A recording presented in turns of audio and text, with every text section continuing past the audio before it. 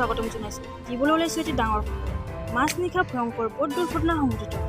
দিনৰ পথ দুৰ্ঘটনাতকৈ ৰাতিৰ পথ দুৰ্ঘটনা হয় ভয়ানক, কিয়নো এই সময়ছোৱাত সাধাৰণতে সহায়ৰ বাবে কাৰোবাক পাবলৈ নাথাকে। পুনৰবাৰ জনাইছোঁ, মাছ নিশা সংঘটিত হয় ভয়ংকৰ পথ দুৰ্ঘটনা। কুচিয়াকাটাত হয় এই পথ দুৰ্ঘটনা।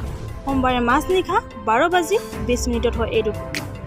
PV03 VF 3709 নামৰ এই গাড়ীখন পাঞ্জাৱৰ বাথিন্দা অঞ্চলৰ বুলি জানিব পৰা গৈছে।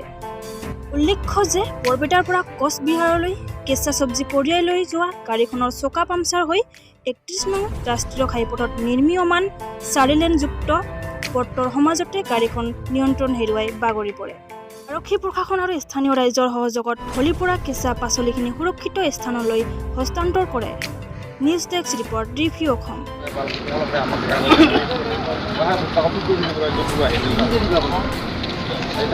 আমি আমাকে তুল দিবি নাকি ও বিরাট মানুষ যাও ये तो दूसरे गाड़ी तो पहले पड़ेगा पहले हम गाला के